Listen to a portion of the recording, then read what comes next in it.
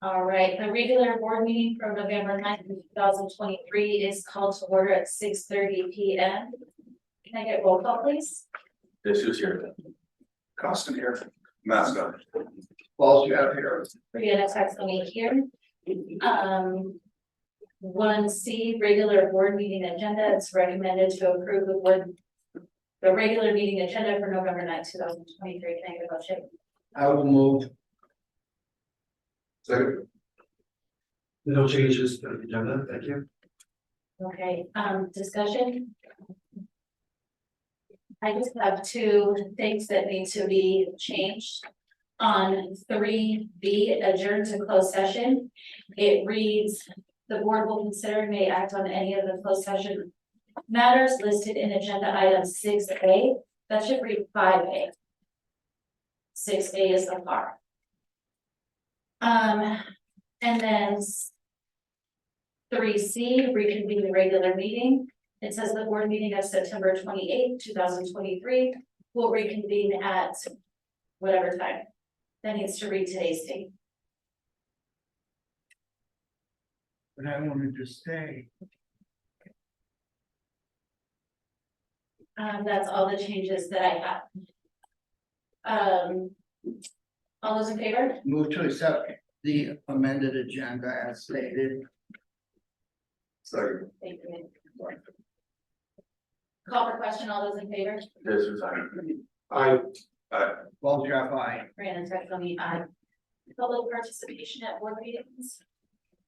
Do we have any public participation? not at this time. 3A, closed session discussion items, conference with labor negotiators, public employee discussion, discipline, dismissal, release, conference with legal counsel, or student matters. 3B, adjourn to closed session. The board will consider may act on any of the closed session items listed in agenda item 5A. Can I get a motion? I'll move. Second. Discussion? Call for question, all those in favor? This is I. Balls you have aye. Brianna Saxony, I will adjourn the closed session at 6:33.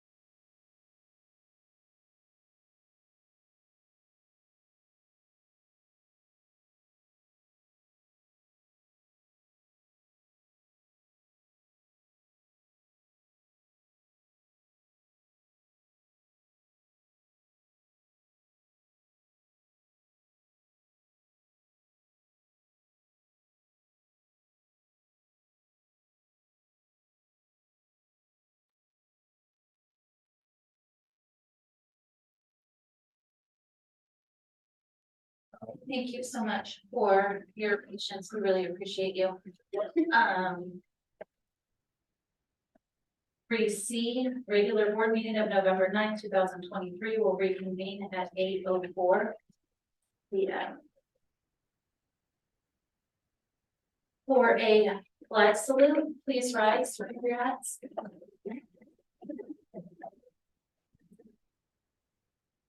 Read again. I would like to allegiance to the flag of the United States of America and to the republic for which it stands, one nation, under God, indivisible, with liberty and justice for all.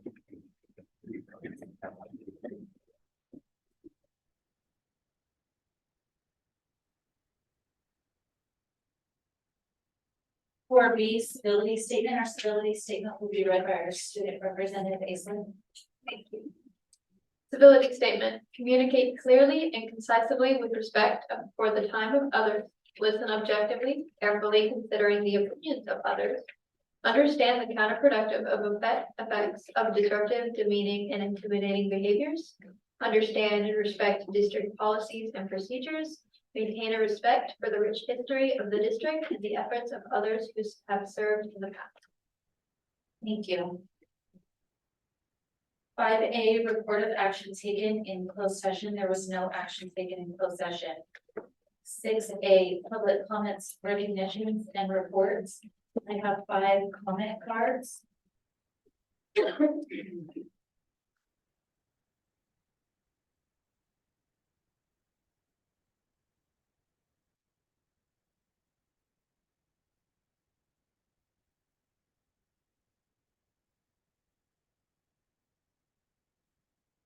All right, I'll go ahead and start in the order that they were given. If you want to make a public comment, please submit a request to speak to the Board of Trustees. Card located on the exhibit table for any agendized or non-agendized items to the superintendent prior to the meeting.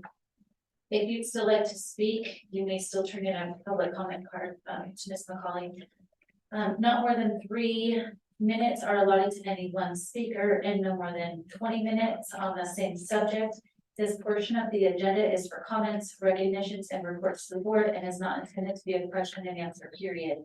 If you have questions for the board, please provide the board president with a written copy and an administrator will provide answers at a later date.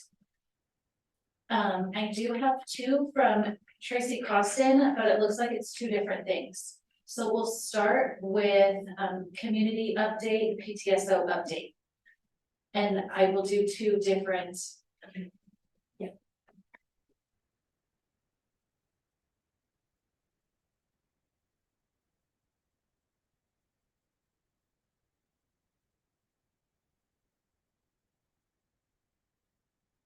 Tracy Costin, PTSO update.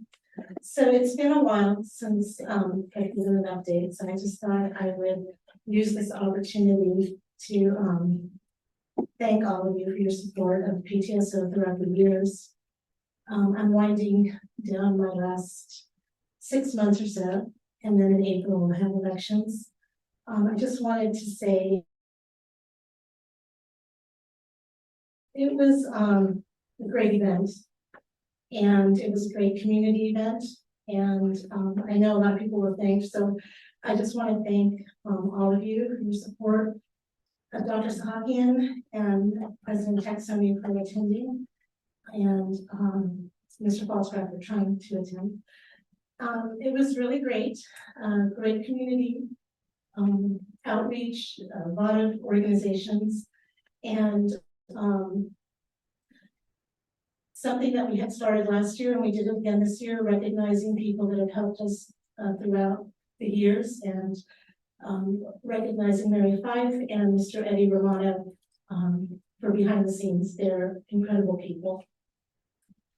That's our biggest fundraiser and that's what we do for PTSO. With the monies that we receive, we give back to our students and our teachers. For our teachers, we give starter funds. Each class, freshman, sophomore, junior, senior gets a check as well, and our sports teams get checks. For those kids that are non-sports, we are cognizant of that. So the past couple of years, we've been receiving monies from Catherine Barker at the Creative Tables for Shark Tank. And with that money, we've been using that for all of the kids. And last year we bought a ping pong table, but it's still in a box. So I'm sure we'll figure out where to put that. So we are really excited this year for Creative Tables again, hopefully to receive some more monies and put back in the pot for next year. So with that, I'll just say we have a few luncheons this year. We just had one this week for staff. And we'll have another one in February and one in May. And we're hoping to have a fundraiser in May to replenish some funds. And we're going to work collaboratively with ASNO and bringing back a night of music. And hopefully have musicians and dancers and talent in the community that will donate their time for the show, and some teachers and some surprises and some students, and get kids excited about the arts again, which is something we really like to do. The other thing is, one of the things I wanted to do while I was president was bring more of our parents that are part of the ELAC team into our group. And I have failed a little bit. I haven't been able to bring too many in because I really wanted to include them in our group. So I've been attending the DLAC and ELAC meetings. And unfortunately, there aren't a lot of high school parents that attend. But what I do want to say, and I missed the last meeting when the children were highlighted, it's a great program. I am very impressed when I sit in those meetings.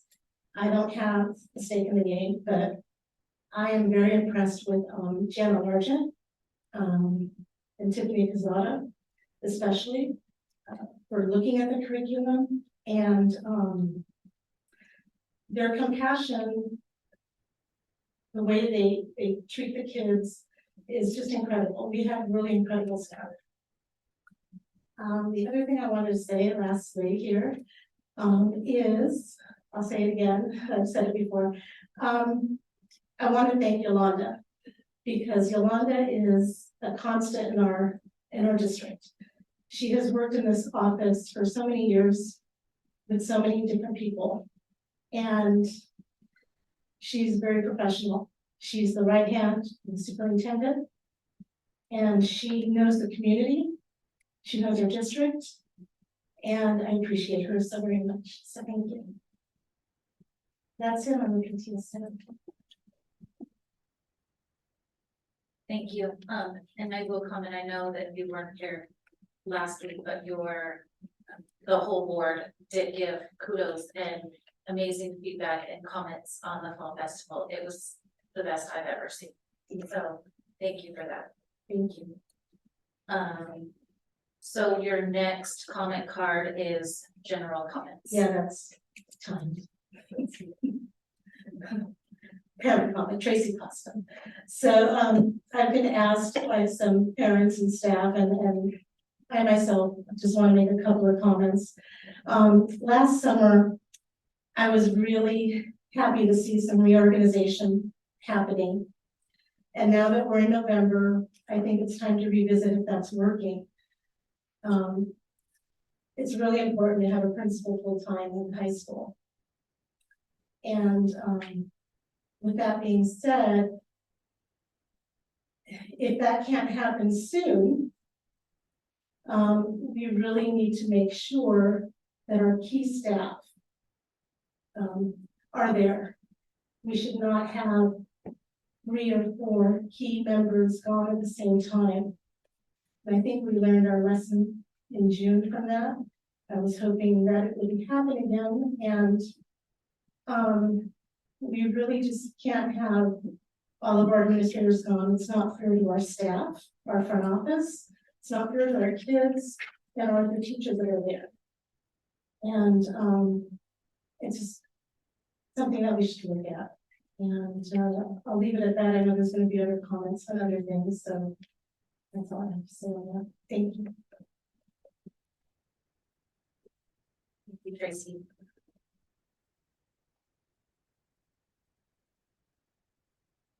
Our next speaker is Juanita, I'm sorry if I put your, where's Juanita, what is your last name? Narciso? Narciso.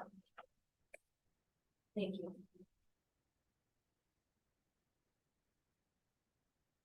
Hi, everyone. State your name. I am Juanita Narciso. I am a parent. I have kids above Meadowlark, High Desert, and I have my niece who is in Vasquez High School at the moment. So I'm coming as a concerned parent, as there is, I don't know if I should keep it for High Desert, but High Desert also has issues with heights and things. But my concern is the cameras. I've had issues with my children as well, with one of my sons, and that supposedly a tree was brought. I'm all for it, even in high school. If our kids cannot be safe, if these children keep on doing it over and over again, why don't we have better cameras that are at every angle? So maybe they'll think about it twice before they do something, that maybe we could get down to the bottom of it and really do something about the ones who are really assaulting other students. You know, and I'm concerned because my niece was assaulted and so was her friend. And it's very disturbing to watch. The video as a parent and also as an aunt, I was very upset. So there has to be something that needs to be done. And I'm not saying, I'm not blaming the kids, I know your hands are tied also, but there needs to be something done. As far as the cameras, maybe making these kids aware, I mean, they're in high school. They're gonna move on already. We need to, kids cannot thrive in that kind of situation. If they're being bullied, if they're fearful, who can thrive in that kind of environment? And our concern needs to be with those that are really causing problems. They really need to, knowing that cameras are there, there's gonna be consequences to what you're doing before you do it. So I think it would at least help. And I'm for the cameras. In any way, I'm, anything who's against it. I just want to make sure for the kids' safety. And I know that you guys are doing a great job doing your best, but that's just my suggestion as a parent and as an aunt of somebody who has been assaulted just recently. Thank you. That's all I have. Thank you. Next speaker is Damian Narciso.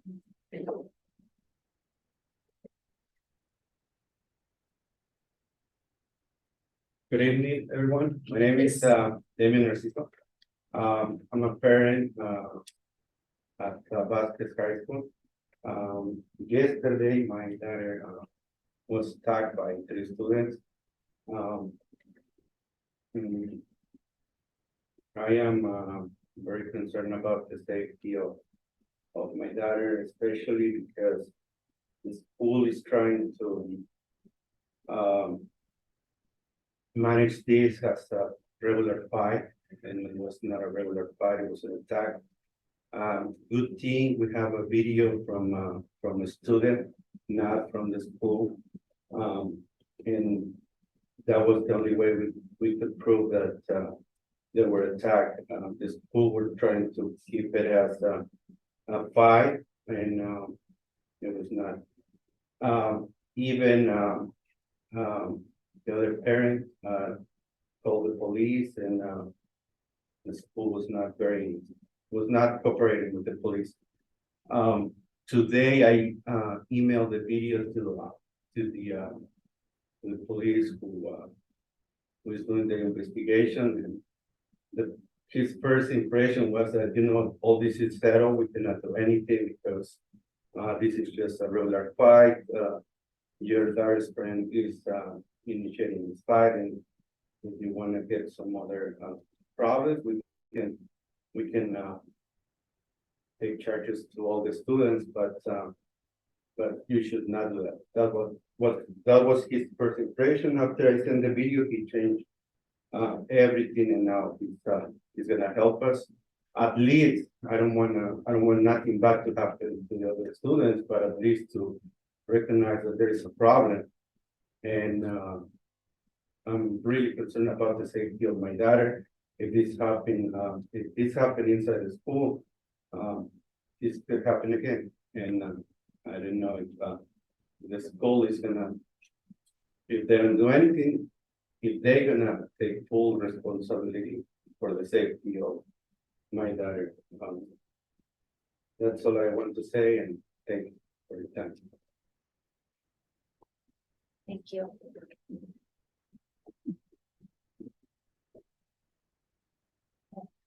Chad Rockford.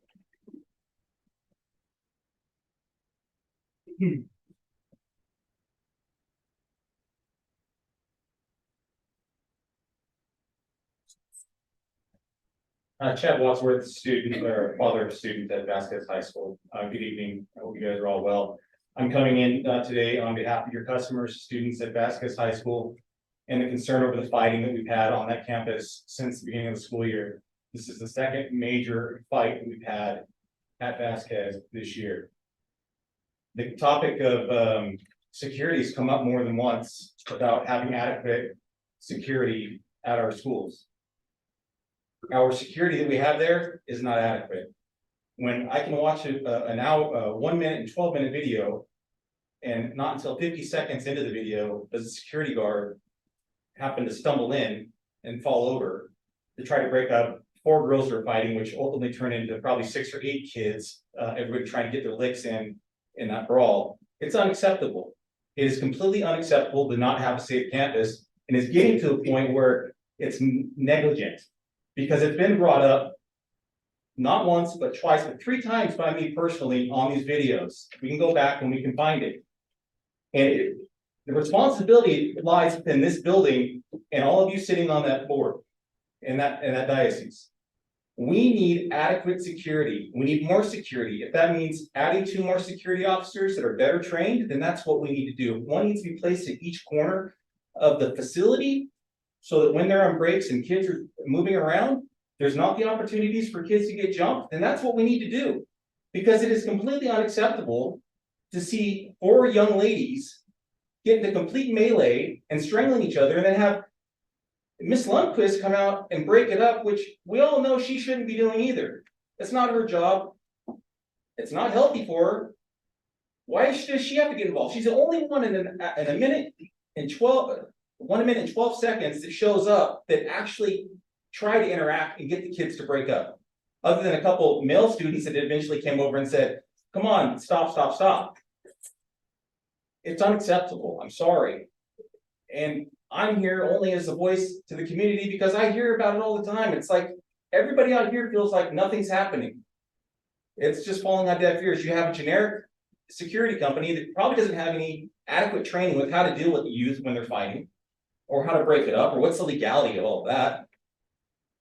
Let's get some talent in our district that can help keep our kids safe.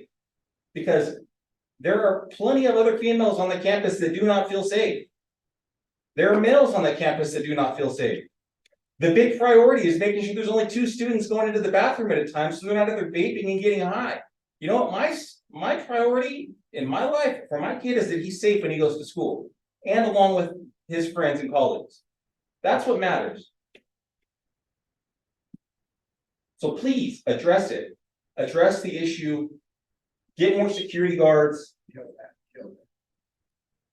Get more security guards in there to make your customers feel secure.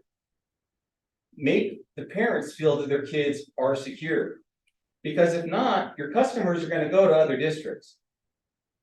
People talk about it all the time. I love the school district, I love the school, and I love everything it has to offer. We have the best teachers, we have the best staff, we have the best everything going at that high school.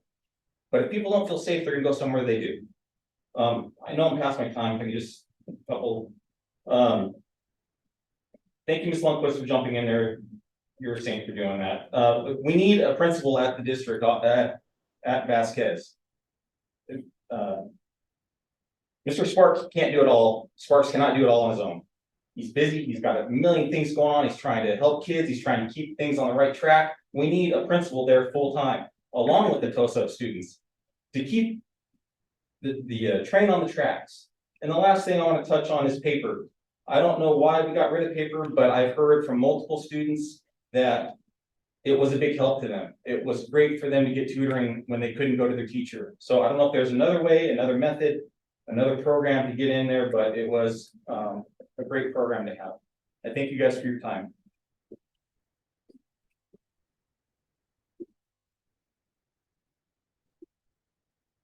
Thank you.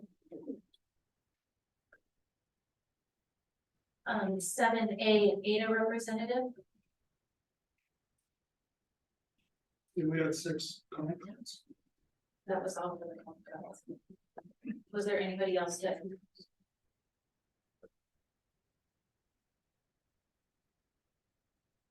I didn't miss anybody, did I?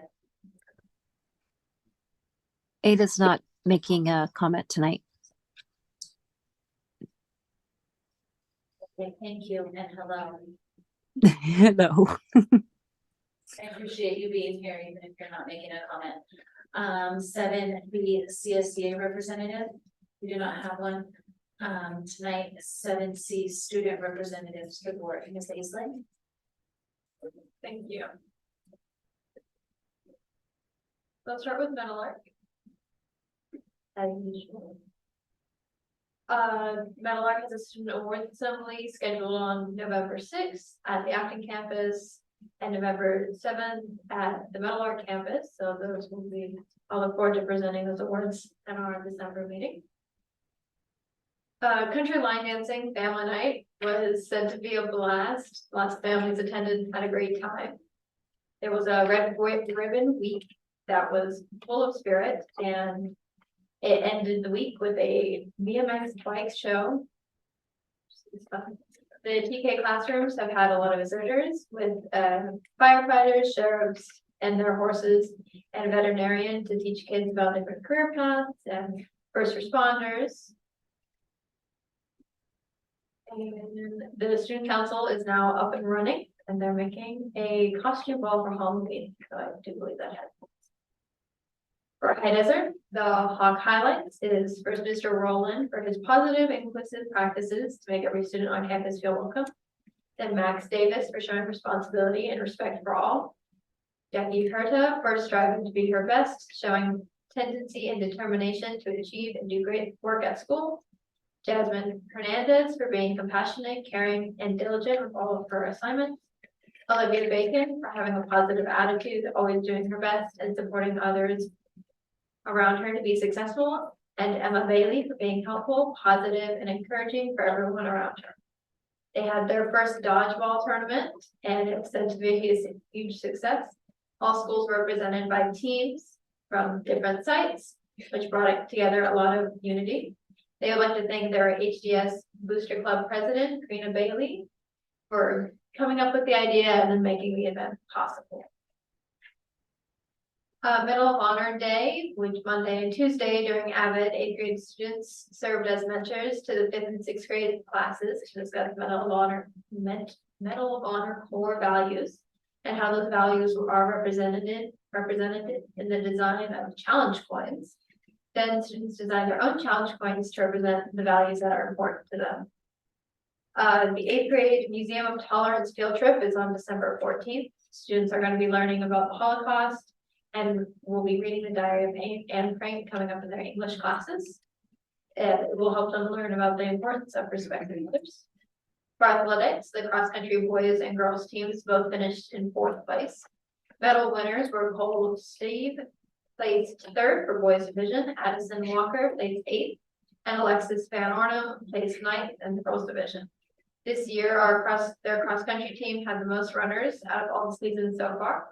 And they would like to thank their coaches, Erica Alhart and John Sanchez, for a great season. Flag football has started at High Desert and is hosting games on their new field. They'd like to thank AADUSD for making the new field possible for the students. The games will be held on Tuesday at High Desert during the month of November and December. 5th and 6th grade will have their first Turkey Bowl invitational game on November 15th. And they would like to invite the school board to come and cheer on the Hawks. For Vasquez, I'm sure it's been going around that our yearbook last year was awarded a award of excellence, showing out of 300 schools across the country. We were one that showed excellence in our publication and our journalism for our last year's book, which our verbal theme was Through You. And I had the honor of working on that with a few of other students, and we're really proud of the accomplishment. The newspaper has had their 4th publication, not including a special edition that was done for the Halloween season. We hope to continue to publish throughout the school year. Fall sports are now over, so winter sports are gearing up, and our esports team is doing very well, have had a few victories so far and scared away the opponents with forfeits. Our HDS and NHS are still have their upcoming science center trip on the 16th. And the NHS and SNHS are doing a tour drive for Fostering Unity's Winter Wonderland event. So donation boxes were made, flyers are being sent out, and community members are encouraged to donate toys to these boxes that will be held at all 3 sites. There's one in the back for this district office, and there should be one at the community library in the Acton Market very soon. For arts, we have a watercolor painting workshop coming up on the 16th as well, which is kids are looking forward to that extensively. Today, the 10th, 11th, and 8th graders took the ASVAB. So great job to everyone who chose to take that. And that's all I have. Thank you. Thank you. 7D Superintendent Gold Standard Report. Thank you, Board President. Tonight I'll be covering student achievement, community engagement, and student safety and connectedness from our existing strategic plan. I'll start off with student achievement. On November 7th, I attended a virtual Community Advisory Council, CAC for short meeting. The meeting provided a legal perspective to community advisory meetings and their duty to the Brown Act, as well as updates of new legislation, roles and responsibilities of the CAC advisory members, and advisory bylaws. On behalf of the district, we thank our AD SELPA for their ongoing support and guidance of our district needs. Thank you, AD SELPA. Moving on with community engagement, goal number 3. Yet another community building event sponsored by High Desert and High Desert Booster. Kudos on the job well done as a Booster Club fundraising activity. Dodgeball tournament, like Jason said so eloquently, was held last Friday for High Desert friends, family, and community members. One team had our very own assistant superintendent, Mr. Kevin Vensko, our very own trustees, Mr. Mascone, Dr. De Jesus. I don't know, from the look of the picture, I believe the team fared well as they seem to be gloating in the picture, but just saying. Acton's Women's Club is something I'd like to highlight next as part of community engagement. A huge thank you to the Acton Women's Club Board of Directors and President Valerie Williams and Vice President Cindy Miller for the annual invitation to the special awards luncheon that was held yesterday. We are always very humbled to be part of this luncheon, and we are grateful to the Acton Women's Club for their tireless work in support of our students. Through their donations, we've been able to continue working towards our district's mission and vision of excellence for all students. And again, on behalf of the district, we thank you for your unwavering support. Thank you again, Acton Women's Club. Concluding tonight with my report will be student safety and student connectedness, which is goal number 4. As a district, we are committed to maintaining a safe environment for all students. It is our responsibility to look into mitigating measures as a school district, and it is part of the continuous improvement plan. With that said, training is in order for heightened student needs. Speaking of heightened student needs, as part of the agenda for this evening, as you may well know, we have a presentation from our mental health team based on the mental health grant, which was awarded to us by the U.S. Department of Education. That's on the agenda. I'm looking forward to that.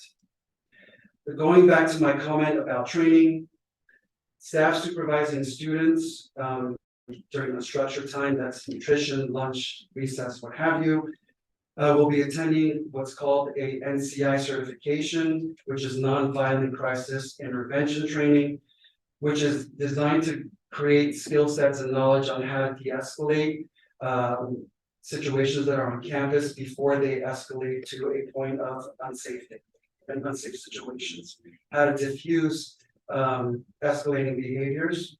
And this training is being arranged for December and January alongside with our AD SELPA. So once again, thank you to the AD SELPA. This is already in the works. In addition, through our already awarded Department of Justice grant, we will be providing vulnerability assessments We have a consultant that's paid through that grant to create vulnerability assessments on each of our campuses. It's Meadowlark, High Desert, and Vasquez that will be coming in December as well as in January to make sure that we have things that are in place. What are the deficits? What are the challenges? What are the strengths on our campuses when it comes to the physical infrastructure? Also in early August, I submitted a U.S. Department of Education grant called Full Service Community Schools application, where I embedded in the RFP request for proposal, a need for a resource officer for the school site, for the school district. We will hear whether or not we were awarded this grant at the end of December, early January. If awarded, we will be able to buy back a law enforcement officer for the school district and the sole purpose of the school district 5 days a week. So I'm looking forward to reporting the positive outcome of the award come December or January. Response there. Moving forward, as part of training and ongoing training, there are initiatives and there's work that has been happening. Along these lines, last Monday, we held a risk assessment training here at the district office for school site teams. The risk assessment teams were identified from each of our school site to participate in this training. Topics covered included how to identify a threat, either as a transient threat or is it a substantial threat, and then how to move accordingly with a solid plan. How to identify students with contemplating suicide, self-harm, or harm to others. Mandated reporting, as well as trauma informed care and the trauma that our students endure. Job well done to our presenters, our social worker team of Ms. Ortiz and Ms. Amel, and as well as our district nurse, Mrs. Wright. Lastly, in terms of student safety and connectedness, something light. The district office team and I had the pleasure of hosting a Halloween costume parade for our young scholars, our Meadowlark pre-K TK students here at the Acton site. Thank you to our teachers, Mrs. Boyle and Ms. Graver. Fun was had by all. And with that, I'd like to conclude my report for this evening. Thank you. Thank you. 7E submissions, No submissions. board comments. Thank everybody for being here. Thank those of you who chose to share your concerns. I'm deeply concerned with you. 22 years in law enforcement, and that video was disturbing. To the victims, sorry that happened to you. To the parents, sorry that you had to come home and see your daughter that was assaulted at school. We don't send our children to school to be assaulted. Safety is important to me, and I tell you this. After having a conversation with Dr. Zahakian, I'm confident that the strategies moving forward are going to mitigate some of the risks involved. But we're going to continue to work on this process, okay? Because this is unacceptable. If that happened to my daughter, I would be furious. So I can feel your pain and I feel your concerns. And as a board member, I'm going to work with my colleagues and Dr. Zahakian to increase security. All those ideas that you guys mentioned were great. And that's the kind of engagement we need. Right, the cameras, the increase of the security, and being a law enforcement, I know that one security officer is not going to break a fight of 4 people. That's not going to happen. Even on my job out there on the streets, if there's a big fight going on, one officer is not going to stop that many people fighting. So we have to increase our deterrence. We have to increase the people that are on campus watching and monitoring. We have to increase surveillance. That was a great point you mentioned. So I feel your concerns and I feel your pain, because I would be furious. That's all.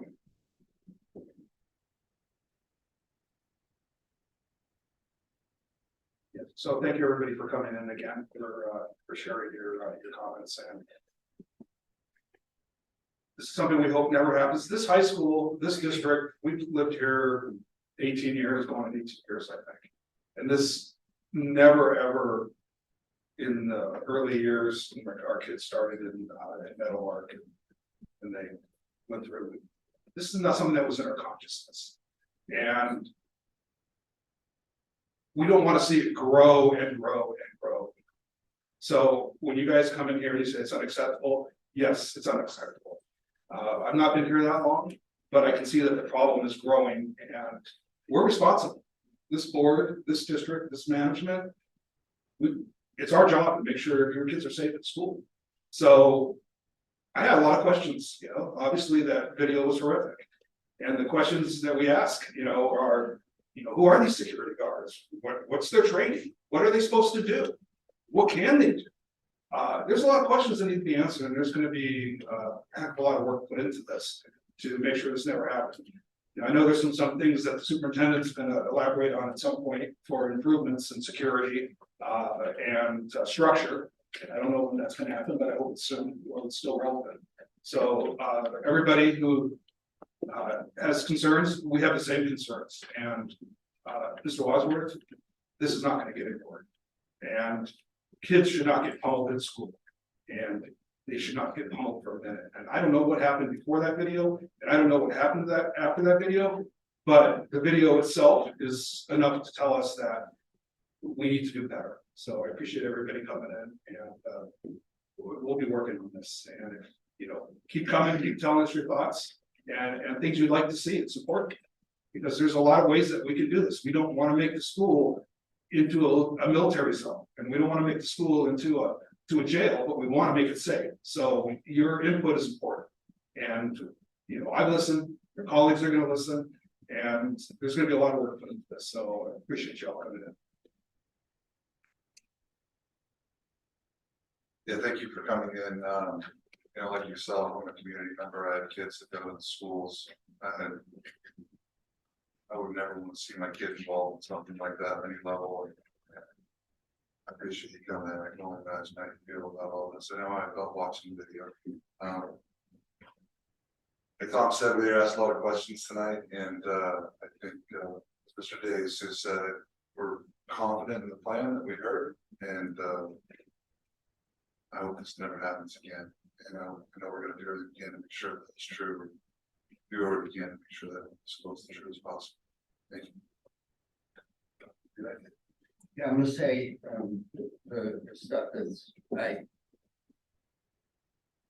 you, I'm gonna say the stuff I normally say. I want to thank the students of this district. I'm proud of you for your academic, athletic and extracurricular achievements. I want to thank and let staff know that I'm proud of you for the way you support those students.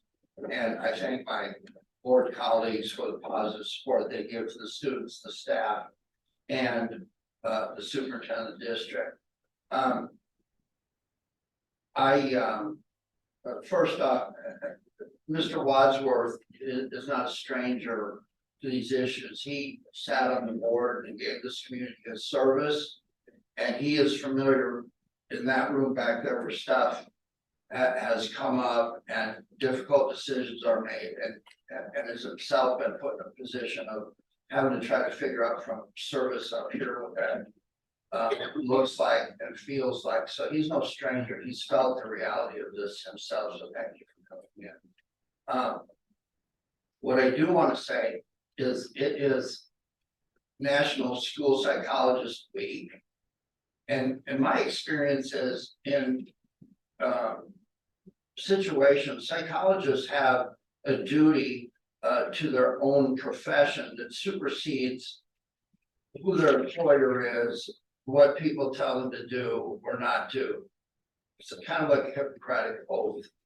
And it's my experience that school psychologists are left to perform in a way that honors the oath they take, without some kind of influence of, administrator, oh, look this way, or somebody that doesn't take the behavioral stuff seriously. I think there's a link between campus health for the school psychologist and what's going on the campus. So I didn't mean to make it that serious, but school psychologists out there everywhere, thank you, and I honor you this week. I'm going to be calling about this young lady. This pains me. There's nothing I can say. I have a child at that school that would not know that she would be attacked. She would not know what's happening while she's being attacked. If you're not safe, she's not safe. I don't know what to say. All this, whatever we're telling you, and all of it means nothing. Nothing we can do to fix that. I don't like that. Where I come from, when you've caused someone to fear for their safety, you are committing assault. Assault is not hitting someone. Assault is causing someone to fear for their safety. Their safety can be a number of things. It can be physical safety, be reputational safety. So I don't know what to do. I know what my parents would do. I wasn't big enough to assault anyone, but I know what my parents would do. Sir, I appreciate your patience. I don't know what I would do. But I appreciate you guys. I don't know what to say to fix it. I do want to read this into the record. This went out to all the parents at Vasquez High School from our administrator over there. Dear parents and guardians, I hope this message finds you well. We want to inform you about an incident that occurred on our campus recently. We want to assure you that we're actively addressing the situation to ensure the safety and well-being of our students. And I'm going to preface before I got this, I don't mean this to be an insult to you. I'm making everyone in the record understand the commitment that the administrator over there has. She has the best interest of all kids over there. Mr. Sparks is right there at her side on a daily basis running campus. Don't be confused about that, please. On 11/8/2023, a physical altercation took place on campus involving a group of students. This incident was promptly addressed by staff and security personnel who intervened to ensure the safety of all students involved and those in the vicinity. We're committed to maintain a safe and inclusive learning environment for all of our students, and we have taken the following actions in response to this incident. One, we are reviewing our security measures to prevent similar incidents in the future, and will be increasing staff presence during high traffic times. Two, we will conduct educational sessions and workshops on conflict resolution and appropriate behavior to help our students learn from incidents such as this and make our campus an even safer place. Three, we are committed to enhancing campus safety as part of our ongoing efforts, and we will be providing additional support and training for our supervisory staff during high traffic times to further strengthen our security measures. We want to assure you that the safety and well-being of our students remain our top priorities. Our school community will work together to foster a positive, supportive environment for our students to thrive. Thank you for your continued support in helping us maintain a safe and respectful campus. Signed, your Director of Ed Services and Student Support Services. That person is the direct report to the superintendent. I read this because this is what we are being told. And if I'm going to read this into the record, this is what I will expect. I think there's going to be some comments that we're going to have from our board member. I'm going to tell you this one more time. If you are in somebody's face, if you are behind the scenes, if you are threatening people verbally and causing them to fear for their safety, you are committing assault. When you lay your hands on someone, now we're way past assault. Now we're at battery. Do not assault, whether you are an adult, an administrator, a teacher, a parent, or a student. Do not commit assault and do not commit battery. I don't care who you are. I don't care who you know. I want you arrested. I was raised by a maximum security guard, prison guard as my stepfather. He had no room for any of this kind of stuff. I feel strongly about this. Again, my daughter would not know that she's safe or not. She wouldn't know what was happening to her, but she certainly wouldn't understand what happened. Young lady, I don't know what to say. I'm sorry. Please, Brianna.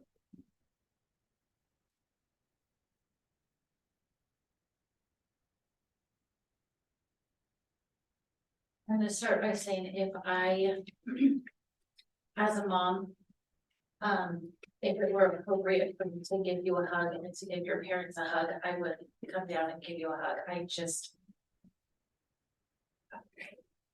like my colleagues have said, I'm sorry, and there is no way for us to go back in time and make it right for all of you. When I was in 7th grade, I went to High Desert, the girls' bathroom that's inside the NPR. I was locked in the girls' bathroom and I was jumped by 5 girls. Nobody came. Nobody came to help me. When they were done beating me up, they opened the bathroom door and they left. And I got suspended because I was the one that told. There was no proof that they beat me up except for what I looked like. So there was no proof that they did any wrongdoing. So I know what it's like to feel unsafe where you go to school. I know what it's like to have to show up after something like that and having everybody asking you questions. I'm sure the texts and the videos and all of that going around makes everything very uncomfortable. And I am so sorry for everybody involved. If I could change it, I would. I'm gonna read something that I said. It was not as a board member, it was as an employee, as the CSDA union president. And this was in February of 2021. It was not recently, but these were my comments that I made in February of 2021 when the district chose to lay off our security guard. And this is just a little snippet of my full comments. My comments to the board that night, I said the board will be voting on laying off 4 classified employees for 6 classified positions, as well as several certificated positions. Every single position that is being cut is someone who has a direct relationship with our students. I cannot imagine a world in which choosing to cut these positions sounded like a good idea, but I assure you, as someone who is literally on the front lines with our students, it is not. What school district operates with 0 security guards? Can you show me another district in our area that does not employ a single librarian? And I go on to fight for our layoffs of counselors. The board essentially voted, not unanimously, but voted to go ahead and go through with those layoffs. And since then, we have been able to bring back our counselors. I believe our PE program at High Desert, our aide was laid off. I believe that position was brought back, filled, taken care of. The positions that have not been brought back from those layoffs is our security guard and our librarians. And there's nobody doing those jobs adequately. And that's not fair. It's not fair to our students and it's not fair to our other staff. It is not fair. We need to bring back our security guard. And I know that this discussion is not about librarians, but we need to bring back our librarians. And I've said it several times as a board member. I will continue to fight, even if I'm not a board member in the future. Security, librarians, counselors, we don't lay these people off. We don't lay these people off in order to fix the budget.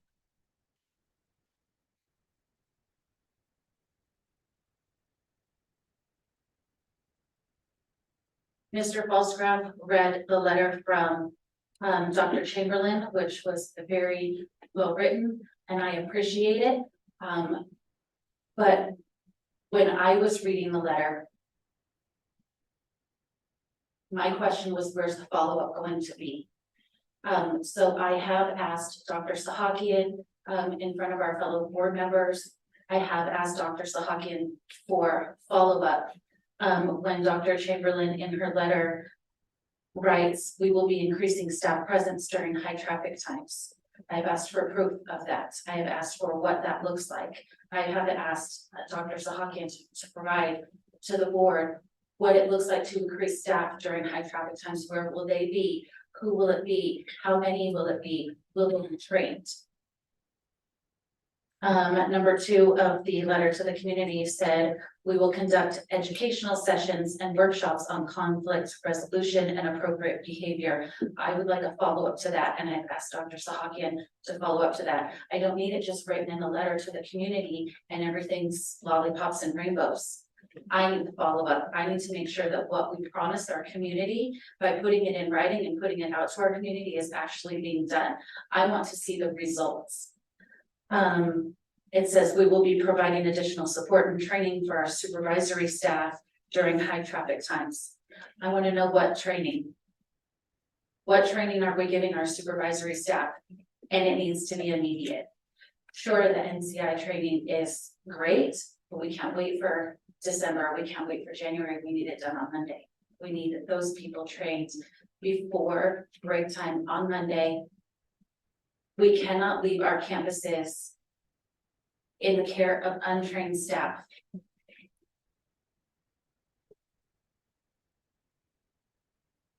So I want to thank you for your comments. I did not know that our cameras are blocked by trees. That's something new. So thank you very much for giving us to follow up on. I definitely appreciate you all being here. I appreciate your comments. I appreciate your bravery. Thank you. I'm gonna go ahead and move on to lighter subjects, and I don't need to make light of this subjects, but I am gonna move on.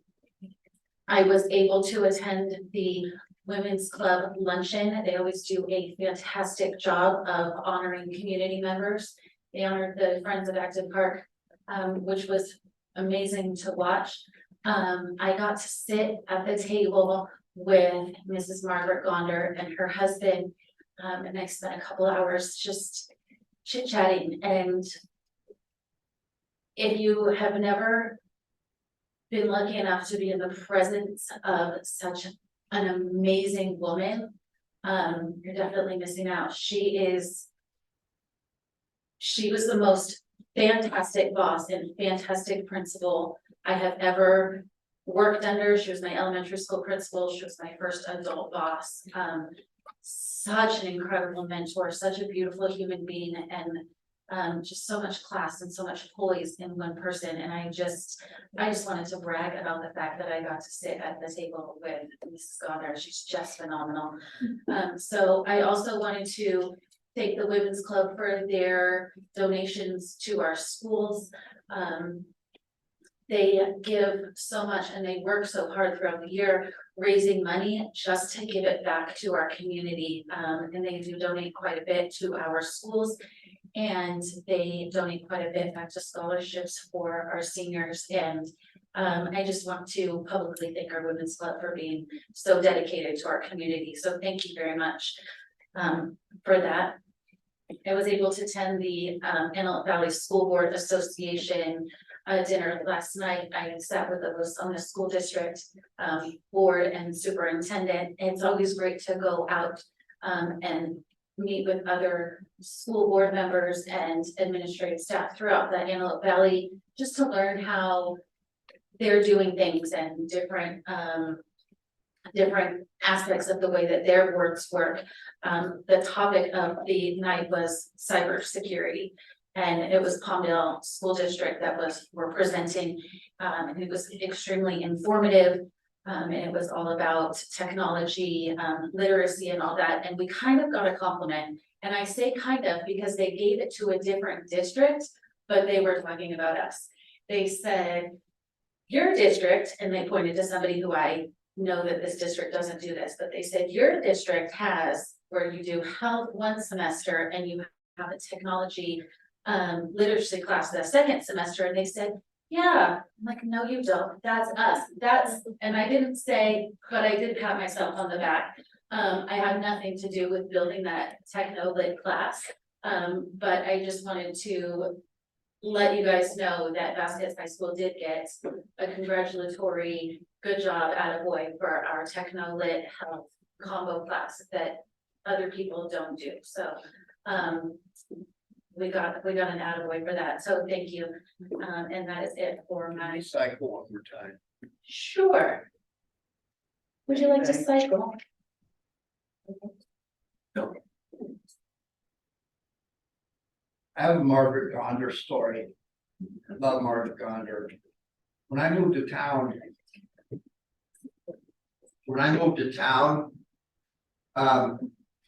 It was time for Kendra to go to school. And so I drove to Agua Dulce and then I thought. What is that? I heard something. Okay, so I drove to school. And I thought, why am I driving halfway to LA to get to Agua Dulce? So I was told, because I live on Red Rover, the Red Rover is a dividing line. So I went over and I thought, you know what? This is a no-brainer. I'm gonna put her in that school. And so I just talked to the principal. Miss Gonder's about this tall, but she's from Texas, and that makes you a lot taller. And I said, Miss Gonder, this doesn't make any sense to me. My kids should go to school here. And she said, where do you live? I said, I live on the east side of Red Rover. She goes, you live on Red Rover, you go to Agua Dulce. I said, Miss Gonder, I don't live on Red Rover. I'm afraid my family would get hit by vehicles if I lived on Red Rover. She looked at me and said, I've seen you 1,000 times before. I've seen that smirk. I've seen those eyes. I'm gonna let you in here. Your child is not gonna be transported at district expense. And the first time I ever see your name from anybody in your family, you will be gone. Is Miss Gonder available for a hire? Thank you, Margaret Gonder. You are the best. That's it. She really is the best. Put me in my place. I'll tell you what. I could tell story after story, but we won't. We don't have time for that because my board meetings are short. 9A, approval of consent calendar items. Can I get a motion? I move. I'll second. Just very quick, thank you. Items 9E through H. We've had this before, but they are additional agencies, agency contracts to provide staffing for unfilled special education positions if ever needed. So those are items 9E through H. Just for clarification, thank you. Thank you. Discussion? Call for question. All those in favor? I. Falls your eye. Brianna Texoni, aye. 10A, personnel report 23-24.06. I'll move. So, So 10A, PAR, we have one addendum to the PAR. It's a resignation of a certificate teacher position that was added on. So one addendum to the PAR, resignation of a certificate teacher. Thank you. Discussion? Call for question. All those in favor? Massimo. Falls your eye. Brianna Texoni, aye. 11A, presentation of mental health update. Dr. Sakia. Thank you. Before I call up the team, small but mighty team, I do want to say a few words and I'll hand it over to them. In a very short amount of time, we were awarded the mental health demonstration grant from the U.S. Department of Education. We hired our first social worker, licensed clinical social worker in July. Kind of, in meeting with her, these are the needs of our students, these are the needs and parameters of the grant itself. And zero hesitation on her part. She took the initiative, she really took ownership and really started pulling things together.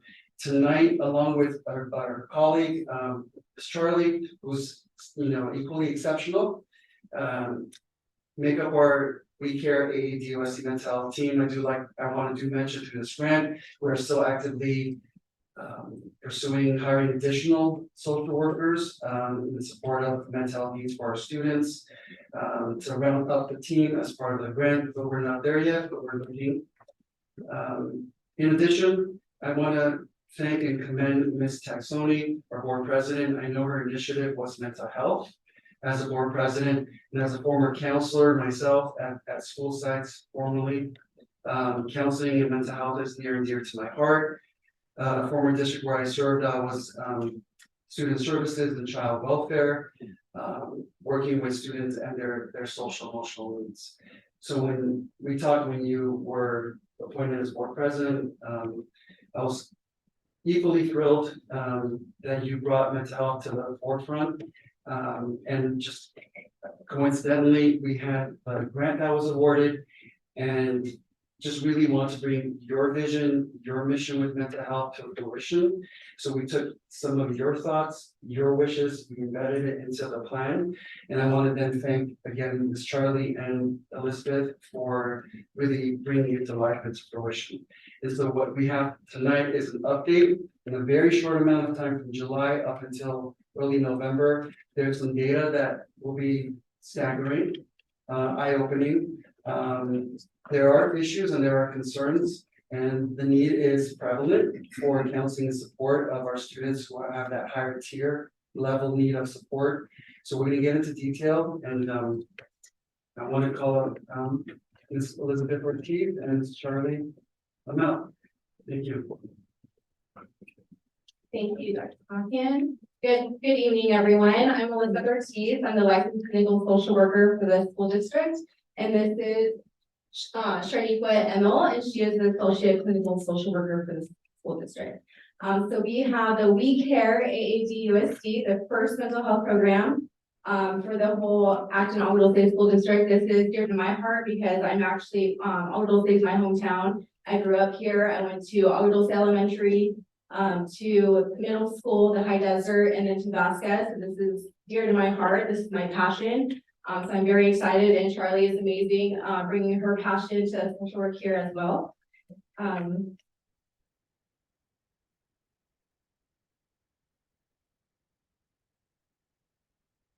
That's us. And as Dr. Sahagan had mentioned, we are hiring 2 positions for full-time MSW social workers, and then we will be accepting 5 MSW interns in fall of 2024. And we're growing future LCSWs. I'm a licensed clinical social worker, so that means I can actually sign off on licensing hours.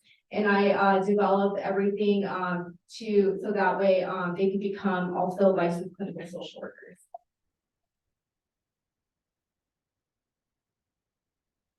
So our mission is AAD USC mental health program is to provide access to direct mental health services to the Acton Agua Dulce Unified School District students to promote and advance the safety, health, and overall well-being of each student. Our vision is to create a culture of safety and wellness at the Acton Agua Dulce Unified School District and the community as a whole, focusing on mental health services, support, health education, and wellness events. We strive for all students to feel safe, respected, and valued, creating a school environment that promotes emotional well-being to sustain academic success and encourage lifelong achievement for students.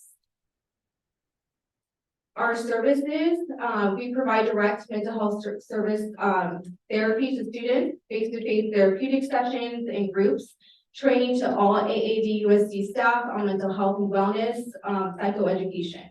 There's no service fees, which is really amazing for students because, as we know, mental health services can be very costly and you have to go through private insurance. But it's right here on campus. It's free of charge. We've received 2 grants from the U.S. Department of Education and the U.S. Department of Justice. And then we're considered a tier 3 as it relates to PBIS. So at tier 3, students receive more intensive, individualized support to improve their behavioral and academic outcomes. At this level, schools rely on formal assessments to determine a student's need. We can't meet with students to provide any mental health services without consent forms from the parent or the legal guardian or those that hold the legal rights for the child, because these are direct mental health services. If I can interject really quick, and I didn't mention, if I could interject, they were very gracious, and they said yes, so thank you. I know Mr. Metzger would appreciate this. PBIS stands for Positive Behavior Intervention and Supports. Thank you. So our referral process, anybody can refer, parents, teachers, school administration, and staff. So they can receive the mental health services, and students can self-refer through the AAD USD mental health program. All parents and guardians will be contacted upon receiving the referral from the students, and the mental health rights holder for that student must sign the consent forms for the student to receive mental health services. We are on the district website now. We can click on the district website link so I can show everyone where we're located. So if you go to the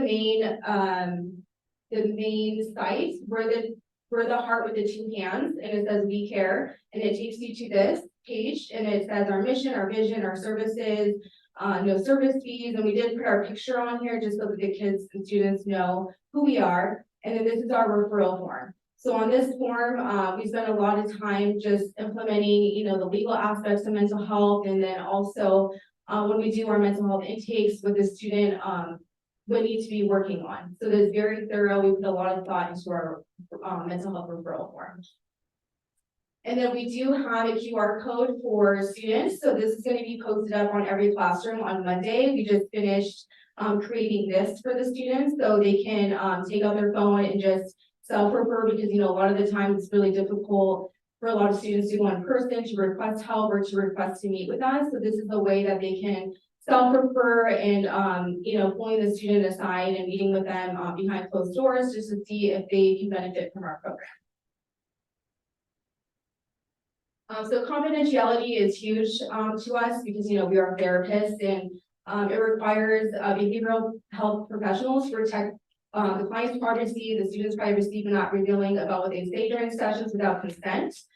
We do work with outside mental health providers. So this is FSP teams, school service partnership teams. We work with wraparound teams that a student might have, and we're kind of like that support system working with those providers. We do, for mental health, unless the child reports or the student reports that someone's hurting them, that they want to hurt someone or hurt someone else, or they can give us permission, that's when the confidentiality doesn't apply. And, we do risk assessments, and out of that risk assessment, if we feel the student is unsafe, we provide that immediate support where we contact the parent, we make a safety plan, and then, we can follow their protocol on that. And then we do spend a lot of time, in our sessions with students, so we make sure that we do have a sign on our door that says, welcome, or if we're in session, it says in session, please don't disturb, so that no one's just walking into our office. And, the staff has been very supportive and just acknowledging that and making sure that, no one comes in or out of that door. And then I'll give it to Charlie.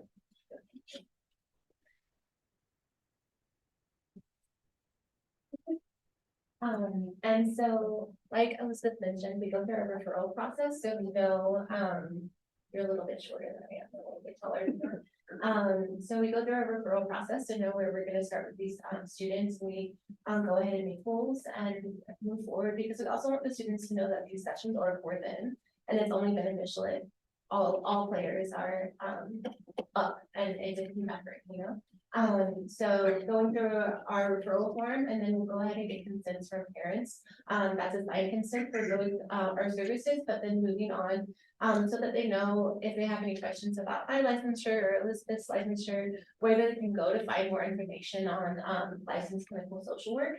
And also if they have any concerns, that they can bring it up to Elizabeth, who is the program supervisor for Week 38.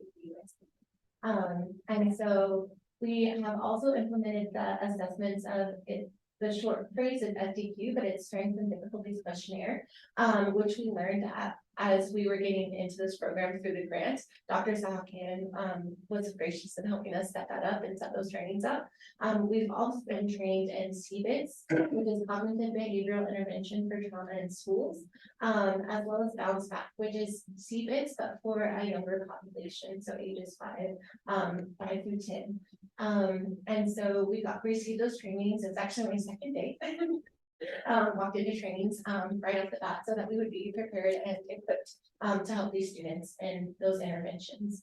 We've also been implementing interventions that aren't listed just through our training and our education as well. And then it was very important for us to set up spaces where our kids feel safe. They feel calm and they feel like they're comfortable enough to share. So we really worked to get comfy chairs, calm lighting. Right now, this is pretty harsh lighting, so we work to cover that light so it diffuses it a little bit. And we have diffusers in our offices as well as like fidgets for the students. Something that's been a big hit is our weighted stuffed animal. It's just like a weighted blanket, but it's a stuffed animal, and so the kids can feel a lot more calm when they're sharing really hard things. And then working on just activities to get them a little more grounded before we just send them back to class, right? And so it's been a second for kids to feel comfortable where offices are, or to feel comfortable opening up. Just we're new people, but we're also a new program. But I've seen it at High Desert, and I know that it's happening at Vasquez and Meadowlark as well. And just seeing these kids start to open up and feel more comfortable with the idea of mental health and getting services that some of our students have never even heard of before. So it's been a really cool opportunity and process. So moving into the amount of students that we've been able to service through our program. So at Vasquez, Elizabeth is at Vasquez. She is currently servicing 11 students, but she's done 23 risk assessments. Things at Vasquez have been very busy since day one with risk assessments. These have been both suicide risk assessments as well as START assessments. And then I myself I'm at High Desert on a day-to-day basis. I'm currently servicing 17 students, and I've done 6 risk assessments. And then Elizabeth and I split Meadowlark. We're servicing 5 students right now, and we've done 0 risk assessments ourselves, but there have been 2 that nurse period has done. So outside of this list, we've also been stepping in as staff members on supports when there's been things happening on campus, like yesterday, when there was an occurrence on campus, we were able to step in as support staff and just offer support to the students coming in and out, or if we our lovely secretaries right here, Ms. Shiloh and Ms. Linnea, if they needed to make some calls and they needed support in the front office, Elizabeth was there to support with that as well. We've also been trying to follow up on some referrals, so we still have a few referrals to process, so these numbers will keep going up, as well as some families have declined our services. So right now I have about 7 declined services, so those numbers would be even higher if those families have decided to move forward. So right out the gates on August 15th, we did the welcome back breakfast of district wide, and we were able to introduce ourselves as well as the program to the whole district, to staff and faculty, excuse me. And Dr. Sahalkian was able to introduce us as well and just explain the grants that we've received for that. And then on August 30th, Elizabeth and I went to each professional development at Vasquez, at High Desert, and at Meadowlark to introduce ourselves and to explain our referral process. So teachers would know how to access our form, and if they had any questions about if they thought a student was right or not for our services, we were able to speak with them on that. And then on November 6th, just last Monday, it was actually the pictures that you saw earlier. We led a training on risk assessment, including Miss Nurse Gary Wright.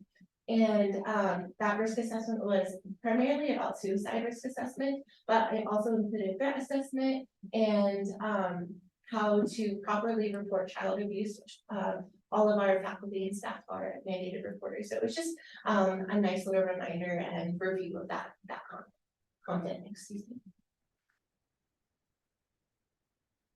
And then May is mental health awareness month. So we've already been brainstorming and planning what we can do during that month to bring awareness, but to also get the students involved in this, because at the end of the day, we're here for students and we're here for their safety. And so bringing them along in that awareness and seeing things that maybe they want to do and any activities that they want to bring to the table throughout that whole month. We've thought about goodie bags, like mental health and self-care goodie bags for teachers as well as students.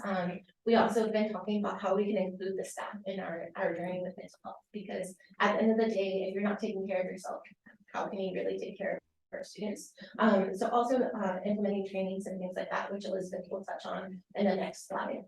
So during that month, we want to work on providing resources, bringing awareness, like I said, getting everyone on board and participating in that. And yeah, so that'll be May 2024, and I'm sure that we'll be able to come back and give some updates on what we'll be implementing during that month. So thank you. So our goals for this school year is to develop our whole program, which we've done in 3 months, which is amazing. We're still, adding to it. Doing outreach to our students, so introducing our services to students, the community, and really building our rapport with the students and staff in the community, because we do know that there's a stigma to mental health. And our community is so small. And we're like a big family, right? So we want to feel like, the people coming in, taking care of us, we're here to take care of each other. So just building that rapport. And then attending trainings to ensure best practices and to stay current on interventions. Be support staff for all campuses, like an all hands on deck. So when situations do happen, unfortunately, that we're there to also, drop everything and respond and be a helping hand as support staff. Our goals for the next school year for 2024 to 2025 is to continuing to develop our program, continuing to do outreach, continuing that rapport, to hopefully get the 5 interns from USC. We're actually, we have an MOU with USC, but we're actually working on getting more MOUs with other universities. Creating and developing a website for We Care, like an interactive website with a lot of resources that students can just access from home or their phone, and then be a support staff again for any emergencies that arise on campus. Thank you, Elizabeth and Charlie. The next slide, the next 2 slides, this has been a long time coming in my humble opinion, and I want to thank our trustees for having the mission and supporting some of the supplemental supports and needs for identifying concerns and challenges with some of the platforms that have been approved in the past via contracts. One was Gaggle, that might be the bell for some of our community members. Gaggle, many of our students are, of course, they have their email addresses from the district, they are on their Chromebooks and so forth, so on. And they might be communicating to their peers via Chromebook with the email addresses, they might be writing some assignments. And so Gaggle will only identify, it's a electronic platform where it's kind of a screener, just to kind of summarize once again, and they'll just highlight and tag some red flag words, be it fight, be it suicide, be it harm, be it kill, whatever it might be that is a high tier level type of challenge or concern, it will tag. And then the administrators at the respective school site will be receiving that notification. I receive it, my candidate receives it. And then, so like to borrow Elizabeth's words, then it's all hands on deck. And then so we make sure that the student is called in at the school site. And then we take a look and see, is it a validated threat or is it not substantiated? But some of the data that you see on your screen is quite overwhelming. The previous school year, 22-23 data, Meadowlark 1 incident was reported, High Desert 54 incidents were reported to administration as well as to the district office team that was identified. Vasquez 71 incidents just through Gaggle. This current school year, albeit it's only been several months, Meadowlark 0, High Desert 27, and Vasquez at 41. Again, types of notifications that we are being alerted to: harassment, suicide, self-harm, profanity. Next page, thank you, Alex. Again, another platform that was approved by our board that aligns to supporting social emotional needs of our students. Heartbeat is a platform, it's a screening tool. It's identified and in use for grades 6 through 12, hence High Desert as well as Vasquez. It is a screener where students, for example, at Vasquez, advisory Tuesdays and Thursdays. I've been informed by Mr. Sparks and Dr. Chamberlain that screener is being utilized, where students can spend time on the screener, not a whole lot, 10 minutes. There are questions that come up in terms of how they're feeling, how are they doing, did they lunch, dinner, what have you. So what you see here is the amount of time that's being spent for this current school year. Times that students have been reviewing some of the content and they could go ahead and select the items that they want to respond to. So it's very self-selective. And the time that the students are engaging. So hence another screener. If there's an identification of a student in major need or crisis, staff at each respective site, High Desert as well as Vasquez, they are notified in order to pull in that student and seek support and address their concerns. And if need be, refer them to where they need to go, be even our social workers and or counselors at the respective sites. And that takes us to the end of the presentation. Again, thank you, Elizabeth. Thank you, Charlie. I wholeheartedly appreciate your efforts in a short amount of time. Thank you. Any questions or? Thank you. I have a clarifying. I know we're over time. My question is, I know you mentioned parental consent to do long-term therapy or even short-term therapy. My question is, if you have a student who's in crisis mode and goes to the office and says, hey, you know what, things are going on, I'm having a crisis or whatnot, are you able to engage with that student to stabilize them without having that consent? Yes, absolutely. So if a child is in crisis or there's a risk assessment that needs to take in place, that I would do the risk assessment, but I would follow up with that phone call and reach out to the parent and say, hey, parent, your student was struggling today. I assisted them, I didn't provide direct mental health therapy, but I was there with them during a crisis, just kind of calming them. This is where we're at, if it's a major safety, a major risk assessment where they have like high risk, I would take the appropriate steps with either calling 911, calling a med team, or a psych team, and then calling the parent and saying this is the situation. And just letting them know I did contact your child and this is what happened. And a lot of the times what's been happening is that's how we get kids to know us and that's how they know that we're there. Because then out of that, the parent says, I actually want these services for my child, and then I'm able to have a meeting with the parent. So that's what we do. Thank you. Excuse me, I don't know what comments, right? No, it just looks like a great amount of work. I wanted to thank, President Taxoni and Dr. Sakian. We learned something about Dr. Sakian tonight. I think we can talk about it. It happened back there, but he said, I applied for a grant and grants are scored, so you have to get a certain score to win. So he said, I applied for a grant, we didn't get it, but I'm gonna look at the scoring and I'm going to do it again and we're gonna strengthen the response. There is a extraordinary amount of effort and to do that, to make these things happen for us. So the effort to bring this program in high school, we've never had something like this. We went to a nurse and they gave us 2 aspirin and set us back in the classroom. And this is an amazing thing for our community. So I just wanted to say thanks for the hard work, Dr. Sakian, on this, and thank you as well for how well you've administrated this in such a short amount of time. Yeah, I think it's fantastic that we're able to offer this. If you've ever, known somebody who struggled with mental health and watched them try to get help, it's can be very challenging. Even if they get approved for it through insurance or whatever, it can take months and months to get signed up. So being able to provide this immediately for those that need it is good work. Could you pull up slide 4, please? Elizabeth and Charlie, thank you very much. I have a question for you, just so we can get this out of the way. Who is your responsibility to when it comes to your credential? The Board of Behavioral Science. So if you go to the Board of Behavioral Science website, you can actually pull up our information that we're licensed clinical social worker and an associate. Well, what if I'm the principal and I don't believe in what you're saying? Who is your responsibility to?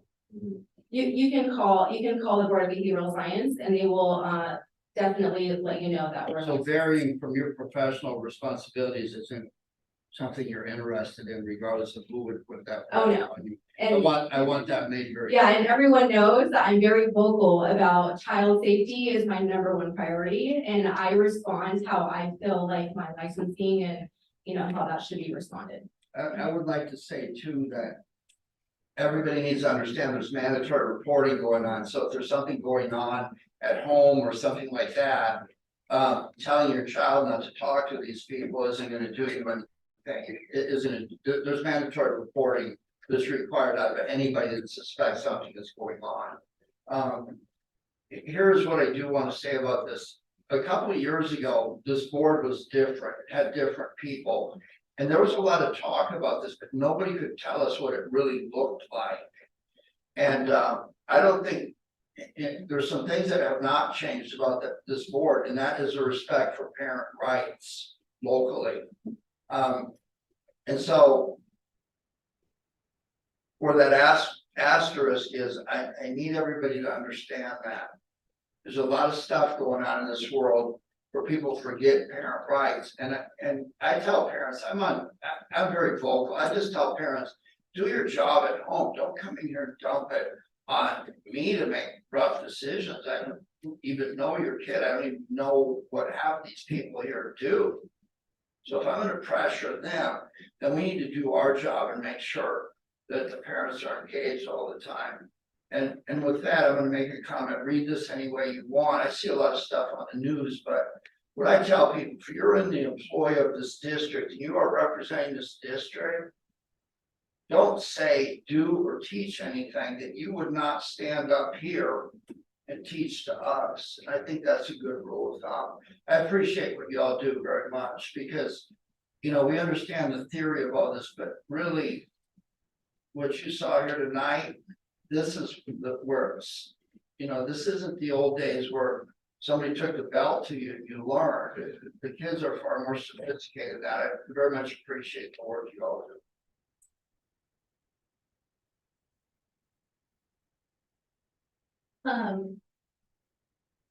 I do have a question about the timeline. So if a student scans your QR code or if a teacher or somebody refers a student, what is the timeline from when the referral happens to the consent going to the parent? Once you get the consent from the parent to actual services, what does your timeline look like?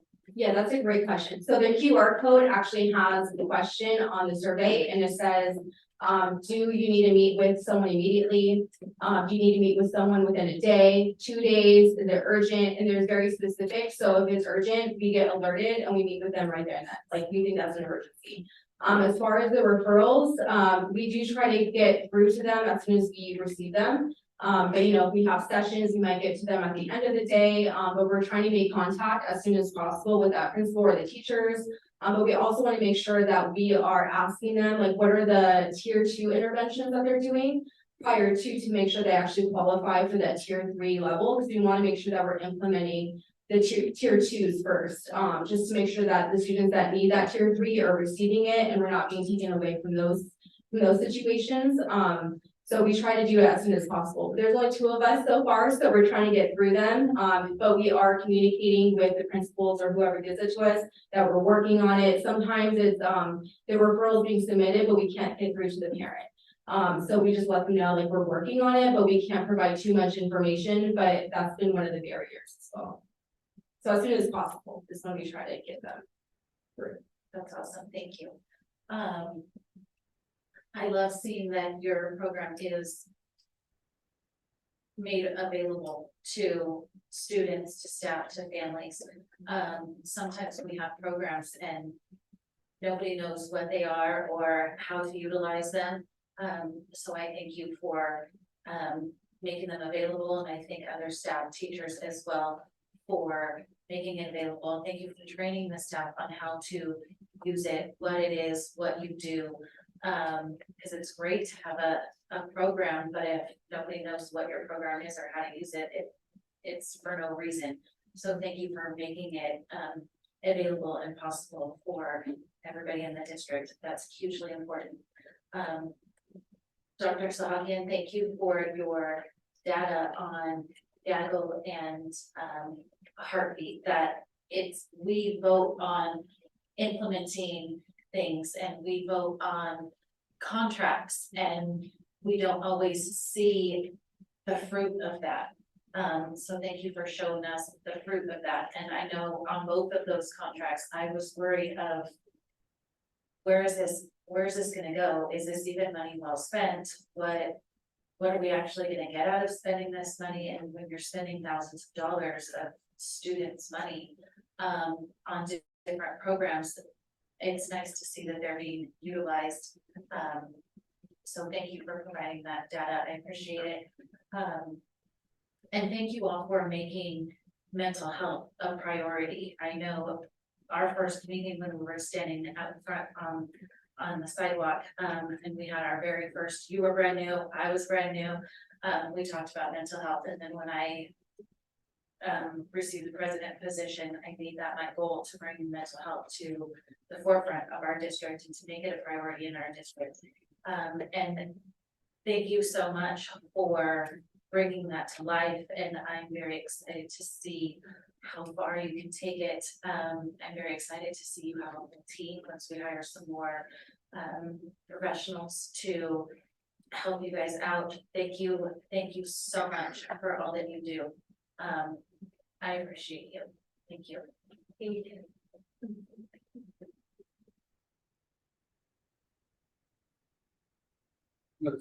Question on the capital statistics. Sure. Of those numbers,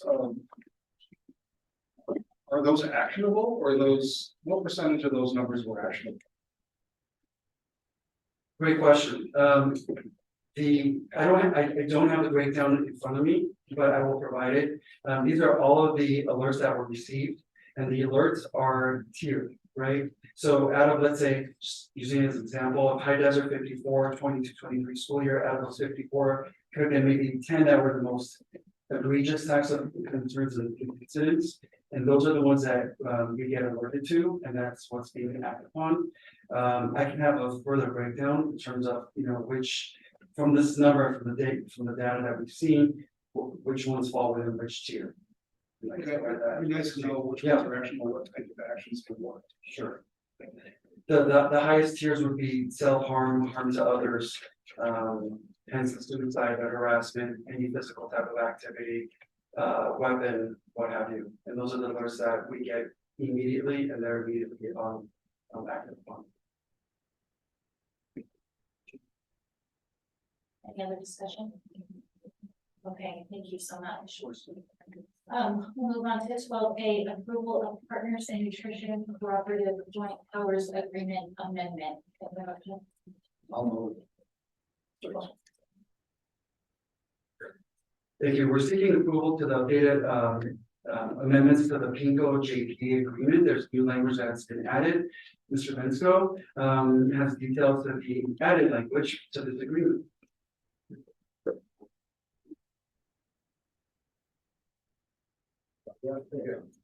Good evening, board members.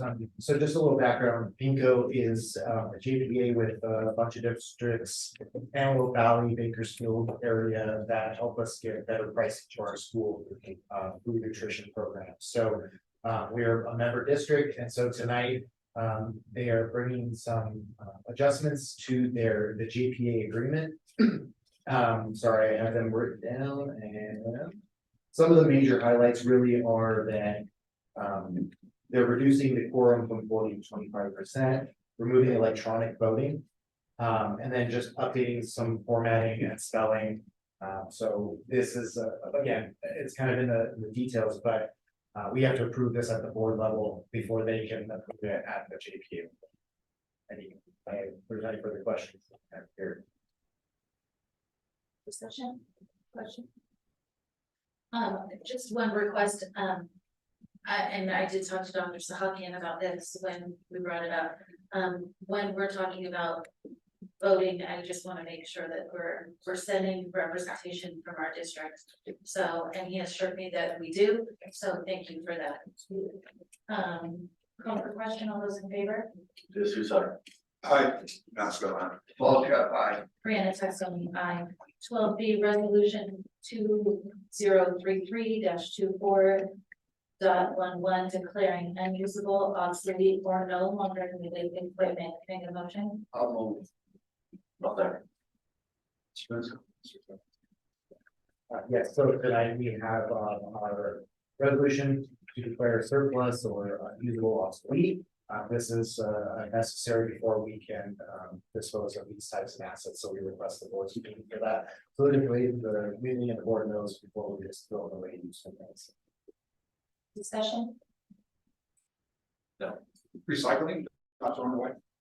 If possible, yes. But we, like I said, for these ones, we've determined that they're completely obsolete, not worth. We've had even professionals come out and look and see that they're not. I don't know if it's worth the effort, but they can be dropped at Alameda, Mouse, Montreal, and they'll pay you for it. Yeah, we do, yeah, when we do have like electronic waste, we usually go to the electronic waste if there are metals. We do recycling through that, so that there's a little bit of a something back at least for something. So thank you. Good. Okay, call for question, all those in favor? Just exactly. Matt's gone. Paul, yeah, fine. Brianna Texoni, aye. Thank you. 13A calendar, we have a regular board meeting, December 14th, 2023. We do not have another board meeting in November due to the Thanksgiving holiday. We do only have the December 14th board meeting in December due to the Christmas holidays. Regular board meeting January 25th, 2024, and we only have the one board meeting in January, correct? Okay, so December 14th, January 25th, and then we will be back on our 2 meeting a month schedule. 14A future agenda items, we have strategic plan presentation. Do we have anything else that we need to add to future agenda items? Not necessarily future agenda, but maybe superintendent's report, we can specifically zero in on security developments. Every superintendent's report is kind of where we're going with additional resources and that kind of thing. Thank you. Any other additions? Okay, 15A adjournment, it's recommended the board adjourn the meeting at 9:40. Can I get a motion? I'll move. I'll second.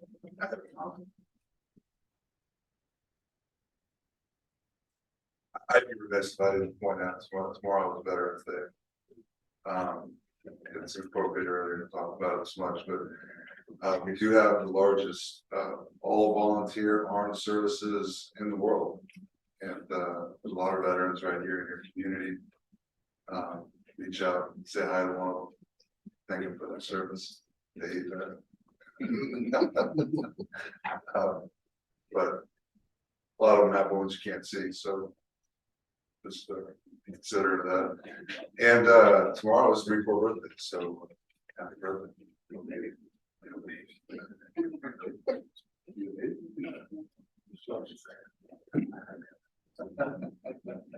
We do have veterans on our board, so thank you for your service. Okay, so adjourn the meeting at 9:40 tonight. All those in favor? All right. Mask on. Paul, you got 5. Brianna Texoni, I meeting adjourned at 9:40.